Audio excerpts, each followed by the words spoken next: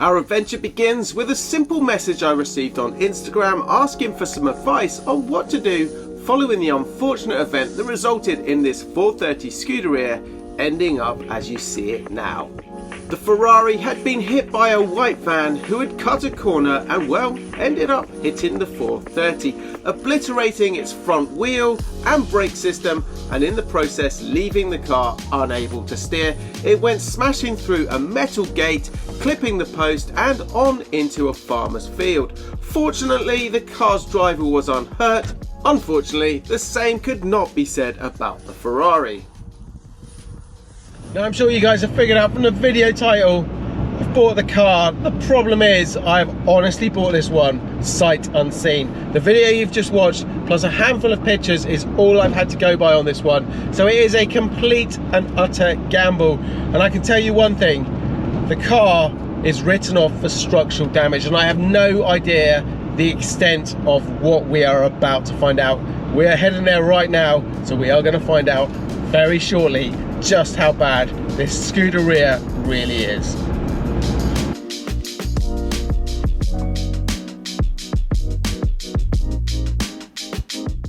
So this is it, guys, the new purchase. The tool go flat onto the handle.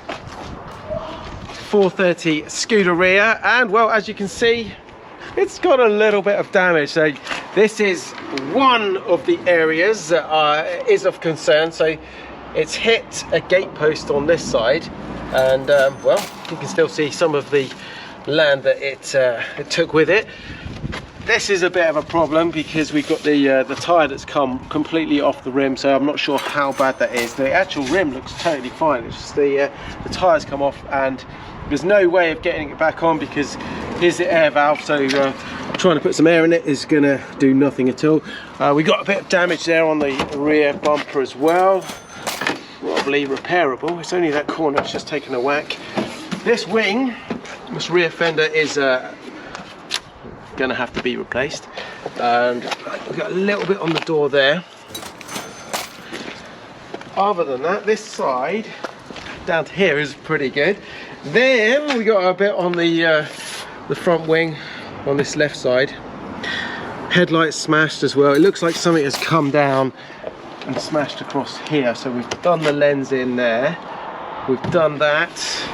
Bonnet. The insurance report said bonnet, but the bonnet actually looks pretty good. And another cool thing that we weren't sure about, what colour it is. Wasn't sure if it was Rosso Corsa or Rosso Scuderia. So this is the same colour we sprayed the Stradale Spider, and very, very happy about that. This is exactly the same colour as my previous Scuderia about 8 years ago. So really, really nice colour with the stripes, and these are factory stripes. So the bonnet looks pretty good, happy with that. Front bumper, unfortunately that's taken a big whack. I don't think it actually took any impact here. Look, there's nothing down the bottom, so I think what's happened here, if you look at this, the grille has kind of caved in. I think all of this has happened because the big smash was all here, and this is where there was a van on the wrong side of the road, and unfortunately it collided with the right side front of this this car. So it looks like it's hit here. This is all the tyre mark, and it's probably pushed everything in so much so that it's made this part of the bumper explode pretty much. Headlight I'm not sure about. There's no crack on it, but it's been pushed over. And then the major bit really is all here. So this is where the van basically rode up alongside the car, smashed all the wheel. You can see all the alloy there has exploded, and fortunately also has this carbon ceramic disc. So we've got a job to do there. All this right side fender is knackered, and we've got a bit along the door here, and on top of that it's taken away the mirror. Now we do have the mirror, and I think that can be recoverable. And the final real part on this, the major part, is obviously the windscreen as well. So bit of damage there. I've got some previous history on this Ferrari from the owner, but obviously I'm buying it from the insurance company, so I want to make sure everything checks out. So I'm going to run a quick CarVertical on the car and check out all the issues. Now straight away at a quick glance I can see we're flagging up both mileage and accident damage potential problems that we need to look into. Now I know that this left-hand drive Ferrari was actually imported, and luckily CarVertical runs history checks around the world in over 25 countries, from Europe, UK, USA, Australia, pretty much anywhere that you guys are based around the world. In spotted activity, we can see that the Ferrari was manufactured in 2008 and then imported in 2015 to the UK. MOT records show nothing unusual for 430s, with some common issues like track rod ends appearing multiple times. Down in the stolen vehicle check, again, it's all good here, no records found anywhere. And then we come to our mileage section, which is our first potential problem, and that is a little bit unexpected. It's suggesting a possible odometer rollback here, so let's take a closer look. So firstly, we can see the car comes to the UK in 2016 at 24,263. It then increases gradually over 3 years, but in 2020 it drops. I think we figured out the issue here. They've just switched it from kilometers to miles, so it's not a concern. Let's move on to the next bit. Next is the damage report, and here we can see it's flagged as a Cat S, which means it's a write-off in January 2023 with structural damage. And the final section is my favorite. It's the valuation from CarVertical as a Cat S repaired car. The approximate value they're giving is just over £128,000. Now the CarVertical report has been absolutely invaluable when buying this Ferrari. To check your car, head on over to CarVertical, use my link in the description below, and at checkout use code Ratarossa for a nice little discount, and who knows how much you could save with a quick and simple check. With that price and data in mind, we really do have our work cut out on this rebuild. Later on, I'm going to reveal just how much I paid for this car, and we'll decide if it was a good decision or not. Great news is the back end of this is completely fine. No damage to any of the grills or the exhaust system, and well, this is the expensive part, the actual engine lid. But this is the money shot. The engine is all completely untouched, no damage at all back there. So that is one of the deciding factors, is really why I went for this car. Plan B, I don't want to have to do it, but if we had to, we could break it for parts and probably break even on costs. Interior wise, well, there's obviously glass from the impact from the screen. Rear view mirror has come off, but with a bit of a clean up, there's nothing really else here that is a problem. So happy days. We've got the, I'll go through the optional extras on this car a little later on when we get it back home, but for now we're going to have to get this one loaded up. So the first job we're going to do to try and make our lives a little bit more easier is change this front wheel. Now I brought with me just a spare one here, nothing special. It is a standard 431, but hopefully it's just going to help us load and unload this Scuderia on and off the trailer. So let's see what we can do.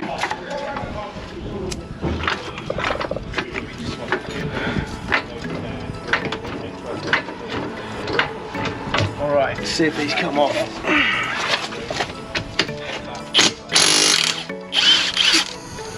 Good starting.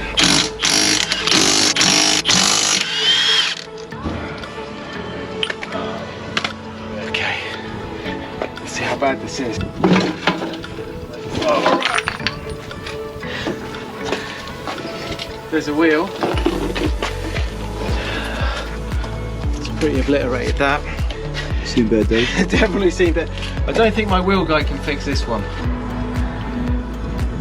That's crazy.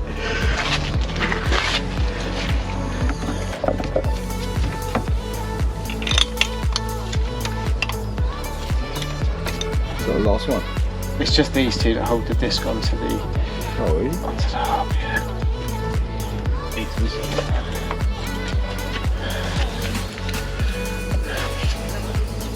Stopping power. Look at that. That's £3 grand. Yeah. That's it, dude.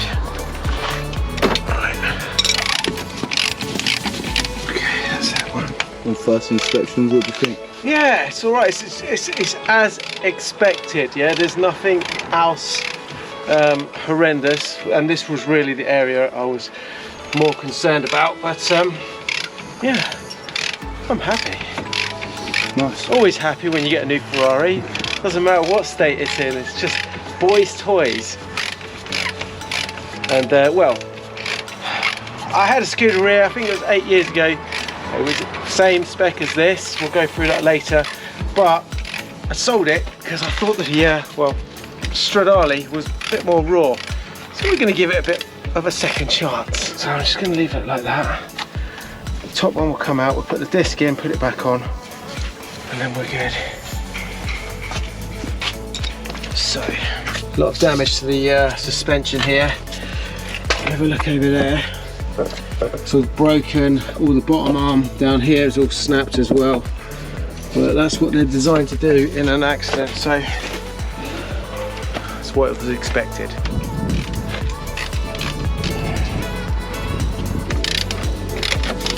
Disc is on, caliper's on.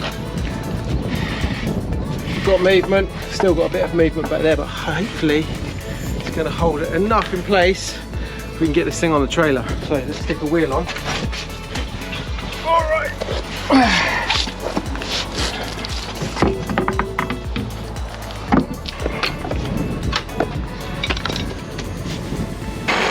Ferrari don't put any tow points on the back of their cars, including this Scuderia, and with a full under tray, the only place to attach it was through the suspension arm. Then a very carefully placed foam mat to protect the diffuser, and all was going well until the front wheel dolly had somehow come off the wheel and embedded itself into the front bumper. It's eating its way in. You can probably just really force it that way, potentially.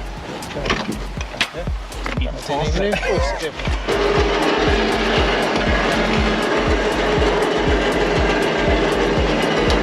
Yeah, Scott, you're clear.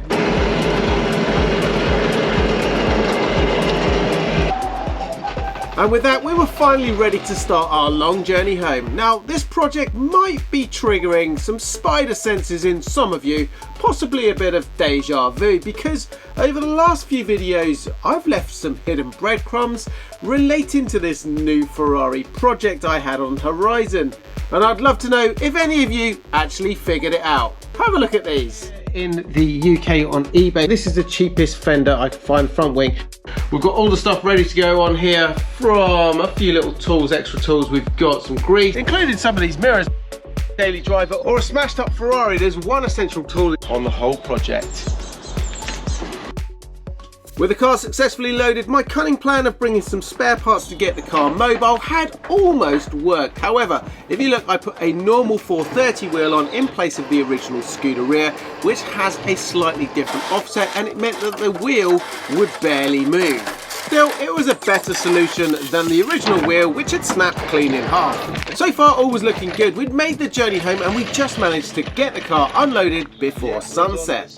Okay guys, so we successfully got the car home. In a second, I'm going to reveal how much I paid for it. O's done the numbers on some of the parts in the background, and we're going to run through that. First of all though, I want to run through a very quick action plan I've got on the car and the steps we're going to take. Firstly, we're going to get the car mobile, get it movable from outside inside here, get it secure and dry.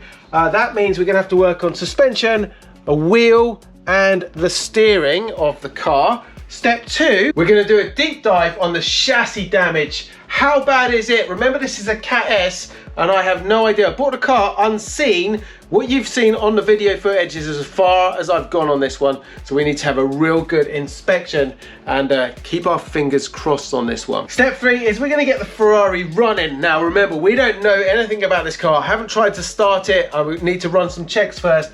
It has skidded its way through a gate post into a field, so we don't know if the engine runs or the condition of the drivetrain. So we've got to run some checks there. Step 4 is we need to get the car watertight. That means we need to replace that damaged front windscreen, and a bonus is we're going to have to clean up all that broken glass, which potentially is going to ruin our interior. Step 5 is all to do with the bodywork. We need to do our repairs, that is either replace or somehow fix them up. All the stuff on the exterior, anything that we find on the interior, and the major one is the chassis damage. Step 6, any other business. All those hidden gremlins we are bound to find on our journey rebuilding this car, including some potential upgrades I've got planned on this Scuderia. And step number 7 is the most important of all. Keep the costs down. Somehow we need to, in all of these steps, find ways of saving money. Otherwise, you might only just see this one episode.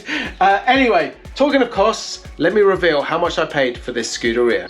I haven't really got much space for costs though. Any ideas? Great idea. Okay, so how much did I pay for this wrecked Scuderia? Well, I can reveal I paid £50,000 for it. Did I get a good deal? Well, only time is going to tell on that one. Now, at the beginning of the video, you saw us go through the numbers as I went on the walk around the car. Owen put those on screen and he totaled them up in the background. How much were they, O? Hold on a minute, this is going to hurt, I'm sure. 64,648. 64,648? Yeah, mate. 64,648. Ouch, that hurts. That's basically blown us out of budget. That's without any chassis. That is the bits we saw walking around. There's bound to be a lot more, and that's no labor costs, which is my labor. But we are going to have to get those prices down. Did I do the right thing here? I'm a little bit worried now I've seen those numbers. Now, before we get too wrapped up over these numbers, I want to show you something really interesting. Scuderia prices around the world seem to have skyrocketed, but here in the UK, they seem to be still quite low. Check this out. Okay, so let's compare the Scuderia markets around the world. US, Europe, UK. US to start with. They seem to be around about the $300,000 mark. Let's have a quick look at one that's got similar mileage. This one down here, 19,000 miles, 295,000. Cheapest kind of one at the moment is about 280, which is £225,000. And a similar story in Europe. This car here, same spec as mine, 289,000 euros, 252,000 pounds this one. So around about 250,000 euros is what you're going to be looking at. In the UK though, it's a slightly different story. Here we seem to be paying a little bit less. The top end of the market is just under 200,000 pounds. This is a UAE car. So they seem to be a little bit less desirable, but this one, look at this, £250,000. That is the cheapest one I can find on the planet at the moment. Well guys, you've seen how much I paid for the car. You've had a tour around it, you've seen the damage that I've seen, and you've seen the prices of Scuderias around the world. What do you think? Did I get myself a good bargain, or have I bought myself another glorified Ferrari workbench? Anyway guys, let me know in the comments below. In the meantime, I will be working on the BBI in the background. Don't worry before you start typing all those messages. Anyway, I'm not sure with this one, have I bitten off more than I can chew? How much do you think it's going to cost me to rebuild this one? Let me know in the comments below. In the meantime, check out what I get up to on a daily basis over on my socials, and I will see you very shortly in the next one. Ciao for now.